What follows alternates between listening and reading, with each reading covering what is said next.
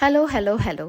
संडेची सुरुवात अशी झाली की माझ्या गॅलरीमध्ये हे मी असं छोटंसं गार्डन केलेलं आहे. तिथे छान अशी सूर्याची किरण येते आणि माझी मुलं छान इथे बसून एन्जॉय करून राहिले. सकाळी शाळा असली की लवकर उठणं नाही होत, संडे असलं की त्यांना खूप मजा होते.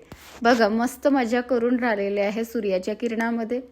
तसं थंडी पण भरपूर पडून राहिलेली आहे, तर सूर्याची किरण सकाळी घेतली तर थोडं छान वाटतं. आणि मग त्यानंतर मी मस्त असा आलूचा पराठाचा नाश्ता केलेला. मस्त आम्ही नाश्ता केला.